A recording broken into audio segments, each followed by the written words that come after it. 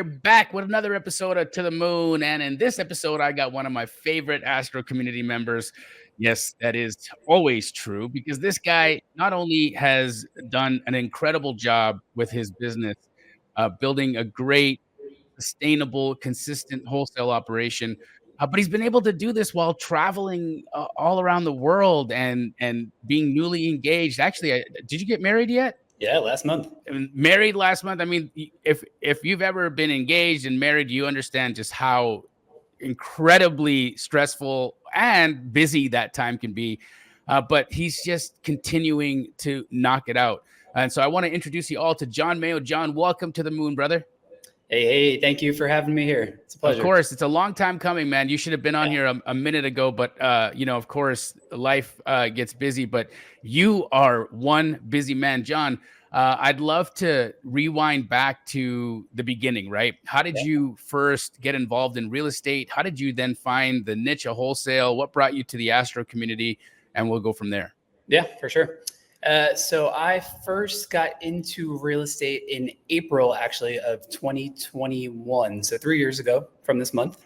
I was working at W-2 in Manhattan. I was there for a decade, 10 years, straight out of college, kind of moving up through the corporate ranks at my W-2, kind of standard manager, moving up, and just had a bunch of people under me. Hated it, didn't love my life at all. Just each year went on, was getting more and more kind of like depressed and just, out of kind of my regular groove. And as the years went on, and then my girlfriend at the time, now wife, she came across real estate on TikTok or Instagram, one of those. Wow. Exactly. And she saw people like getting rental properties and she was like, whoa, we should do this. So we were living in New York at the time and we ended up buying a house in Texas, kind of random. Bought it from a wholesaler at the time, didn't even know what a wholesaler was. Thought I was going to do like a perfect burr because I was listening to like Bigger Pockets and everything. Turned out to be a disaster. I thought it would be 15K to rehab. It was like 95 because I didn't know. Wow. Yep.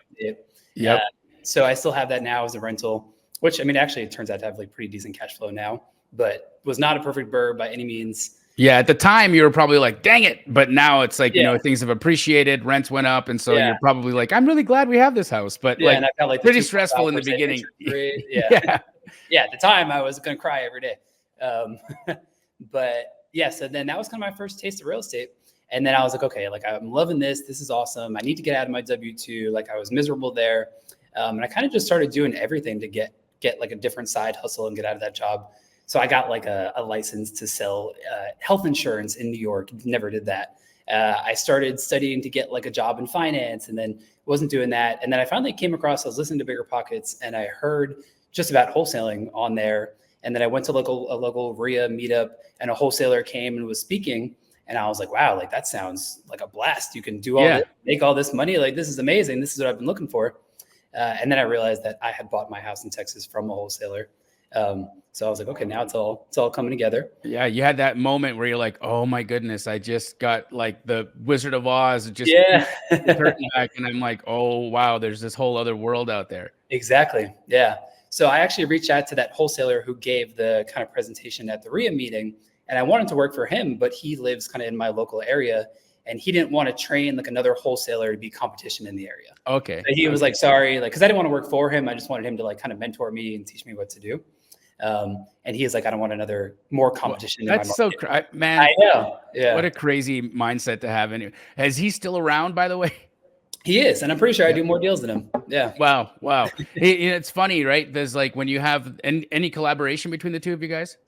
Every once in a while we'll talk, but we haven't actually closed the deal together. No, he's just too guarded. That scarcity mindset is such an interesting limit that we'll place on ourselves. And, nothing against how he wants to rock, like you do what you want to do. And if it works for you, cool. But, I've always had the idea of like, the more the merrier. I want to see more people win. I want to see wholesales,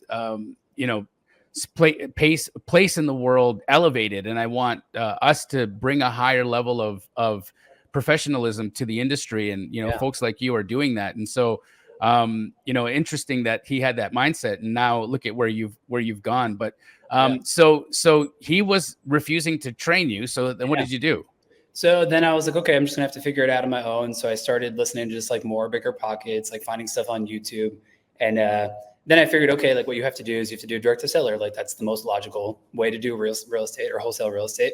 So I hired like 2 VAs immediately. I still didn't even know how to like comp or anything like that. Hired 2 VAs. I was paying them to do direct to seller, like calling people on the phone.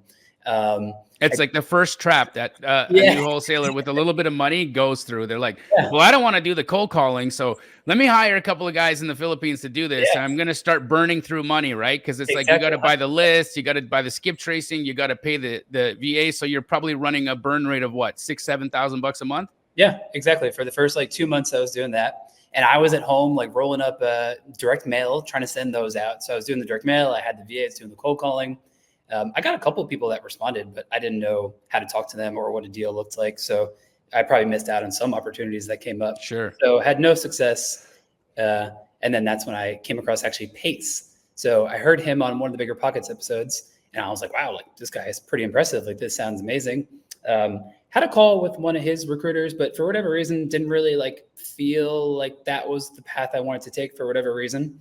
And then I don't even know how, but somehow I got on the phone with one of your recruiters. I don't know if he reached out to me or if I clicked on an ad or something, but I didn't even know who you were at the time. And then I had such a good conversation with this guy, and he was kind of explaining how you can do this a different way. Like there's another path. And I was like, okay, I mean, that sounds nice. Yep. Then I joined.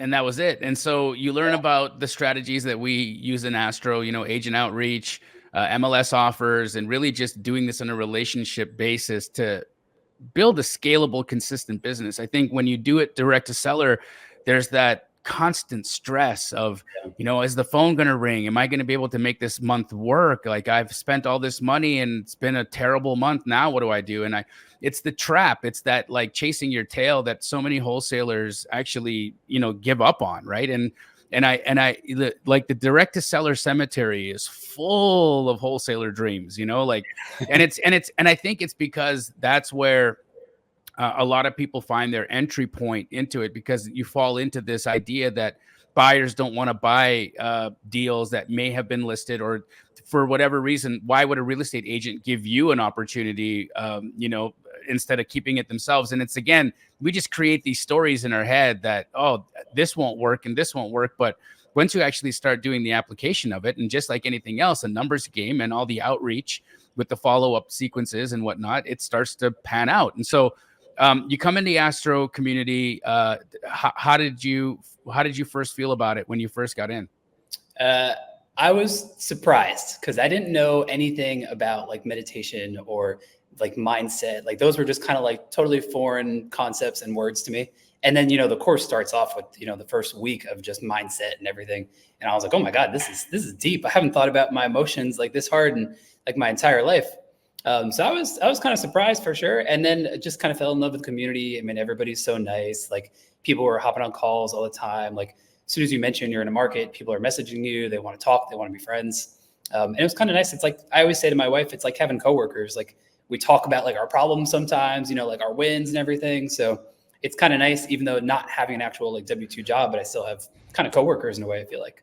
Yeah, you do. And it's interesting. Like you can find somebody in the community that'll answer your call, talk to you, even be there for emotional support or business support or both. And it's, you know, I still feel like, you know, the most supportive and inclusive group of people doing what we do on the planet, right? And so something very special is going on in that community. And, you know, I'm so grateful that for all of us, you yourself being, you know, a major player in it. So walk us through how you were able to make the strategies work, and what did it look like for you on your first deal, and what's it look like now? Yeah. So I got my first deal about 3 months in. In the very beginning, I was kind of doing a little bit of everything, kind of like I was before I even joined the course, or before the community.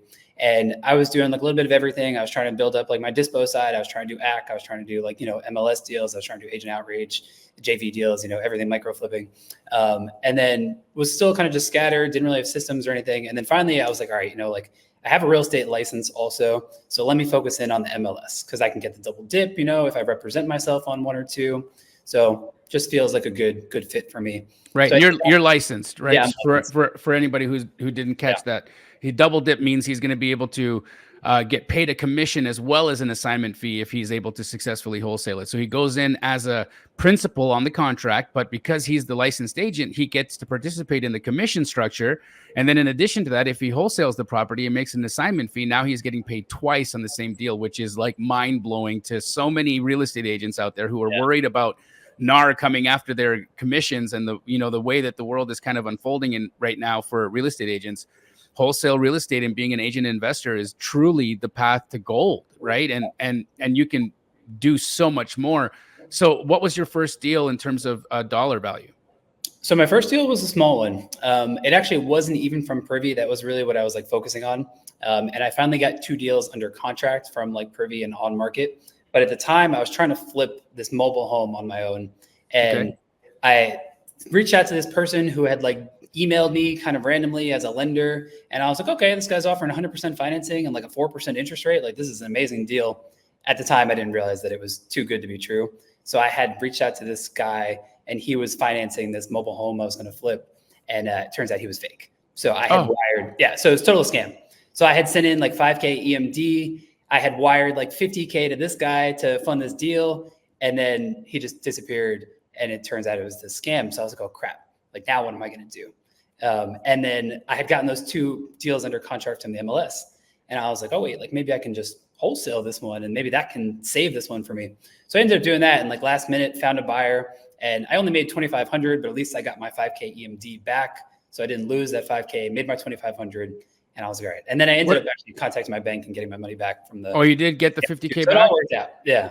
Oh, it's usually they have a hard time pulling those wires back, but did they take any of it or did you get it all back? I got the whole thing back. I got my EMD back and I made $2,500 and I was thrilled. Wow. You must have been so happy when that all kind of worked out for you. But do you think week 1 helped you manage the stress of that terrible situation you were in? 100%. And I wouldn't have even known what to do because I wouldn't have known how to wholesale the deal if I wasn't going through the course. And I was like, oh, wait, this is my answer. Wow. And then 2 weeks later, it closed 2 more. So those are my 2 on-market ones closed. Incredible. So what's it look like today? Like, what's your business structure? How many deals are you doing? And then I want to get into the virtual stuff that you've been doing because it's really impressive. Yeah. I mean, I guess just kind of like running through my years. So that first year I had the W-2 for like the first 8 months or so that I was in Astro, did like around like 90K that year and then left the W-2, went to Asia for 10 months and worked from Asia the whole time, like 13 different countries, traveling around with my girlfriend, then turned fiance during that trip. And last year did like 195, I think, just under 200. And then this year so far, it's April and took off like probably half of March or February to get married and go on our little mini honeymoon. But have closed like 60K, I think, so far. And I've got like 70 in escrow right now. Wow, dude. So you're going to blow through your numbers that you did last year. You're probably going to hit $250,000, maybe even 300 grand for the year, which is very impressive. I mean, my goodness, how does it feel having been able to like put this together and have something consistent operating for you on a month-to-month basis and giving you the flexibility to travel in Asia? And how did you do that while you were in Asia? Like, were you calling people? Like, what did it look like when you have like flipped time zones and you're, out there and especially trying to like go and enjoy the day? Were you having to wake up in the middle of the night? Like, what was that? Yeah. So, I mean, it feels really good now to answer your first question there. And in Asia, it was definitely a little bit tough at times. Basically what I did was right before I went to Asia, I was going really, really hard on my agent outreach, like building up my pipeline, like my systems, as much automation as I can, similar to AstroBlaster, that kind of follow-up routines. And then I really just kind of stopped doing like everything else except for agent outreach, like the follow-up on my agent outreach, and then dispo for other people when I was in Asia. So I stopped doing like all the Privy, all that other kind of stuff. And I really just focused on those kind of 2 things. And I really just focused on working with I probably only worked with like 12 wholesalers during that time, but they were like really good quality wholesalers that like I knew if they sent me a deal, it was worth my time to look at. I wasn't really going through Facebook and talking to like a ton of people and vetting like 100 deals to find like one good one.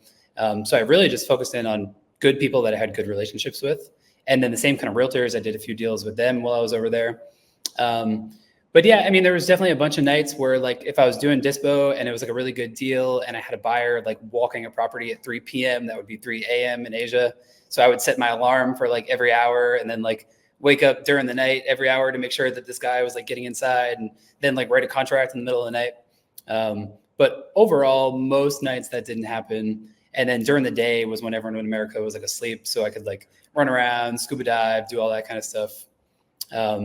And then I started to kind of build out my team a little bit. So when I was over there, I hired 2 VAs.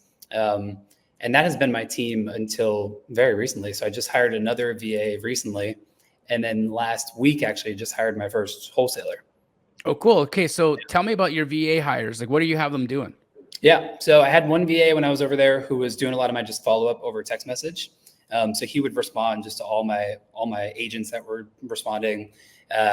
If there was like, privy deals that were still from before that were in my follow-up, he was just kind of doing all my text message response. And then I have another one who's like my admin guy who just does all my like contracts, like prepping everything. Like, he grabs all the agent data, puts it into my CRM, like grabs like all of our buyer data, like skip tracing and puts it into the CRM. So that way, like when I do come online, everything's kind of just ready for me to go right there.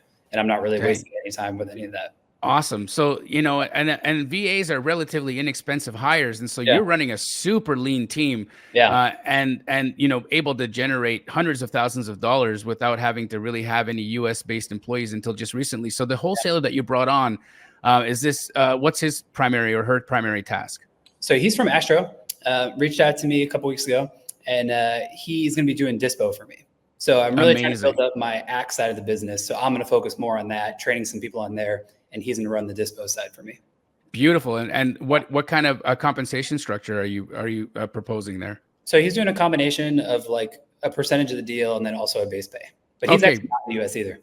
Perfect. That's actually like we've tested so many different ways of having and building a team out, from commission only to base pay plus commission, and base pay plus commission always works the best, especially for that kind of role, because at the end of the day, man, most people need to be able to pay their light bill. Yeah. Right. And they're like, I'm sorry. I know I want to do this on commission basis, but I just really can't make my life work doing it that way. And so many people, they try to build a team out with just commission staff, only to find out after a week the staff's not showing up, or they're not really doing much because they got to go drive Uber or Lyft or something to try to make things work out. Right. So that can get super stressful.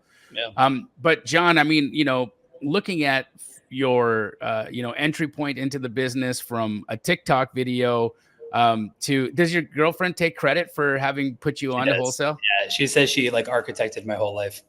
I think she might have, dude. I know she did. 100%. Well, your wife, I apologize, because that's, congratulations, by the way. I've met your beautiful wife, and you guys are a wonderful couple doing incredible things. It's so beautiful to see a great plan come together, and to be able to watch you develop into the powerhouse of a wholesaler that you are. Tell us where people could work with you. What are your primary markets? Yep. So I'm only in Florida. Everything I'm doing is in Florida right now, pretty much all over the state. And where do you live? I kind of live everywhere. Don't really have a home. We bounce around between Florida, Jersey. We're in Mexico for a few weeks. We're going to Europe next month for like 7 weeks, working from over there, traveling around. What a life, dude. That is such a beautiful thing. If there's somebody watching this right now who's like, man, I want to get into this wholesale thing, but I'm nervous, I don't know if I'm going to be able to make it. What would you say is, the number one personality attribute that you need to be successful at this? Yeah, I mean, I would say you need to be resilient and you need to be consistent. Those two things, really, because I mean, you're going to get a lot of no's along the way. Like, you're going to get people that are not interested in working with you. Like, most of your outreach, people are going to say they don't have a deal right away, or they're not going to accept your offer right away. So you can't really get like bummed about any of that kind of stuff. You just need to trust in the process and keep being consistent with everything that you're doing. And eventually, I mean, it's just a numbers game. It's going to work. Incredible. Jon, you have, really shown the community what it looks like when you bring that resilience and consistency to the table, and you just show up for yourself. And you've been showing up for yourself, showing up for the community, showing up for your wife. and your future family. And I'm just so incredibly grateful to have you be a part of it. And congratulations for making it on the moon, man. Yeah, You are awesome. So guys, reach out to Jon. How can people get a hold of you? Email deals@flipwave.com, flip-wave.com, or you can find me on Instagram at the real Jon Mayo, JONMAIO. Amazing. Yep. All right, folks, you guys heard it here. If you guys like this, do me a favor, hit the like button and subscribe to this channel and send Jon a message. Tell him how you feel. Tell him, you ask him questions. Reach out to this guy. He is one of the best in the business, a dear friend, and I cannot wait to have one of you be on this episode yourselves. Until the next time, guys, we'll see you then. See ya.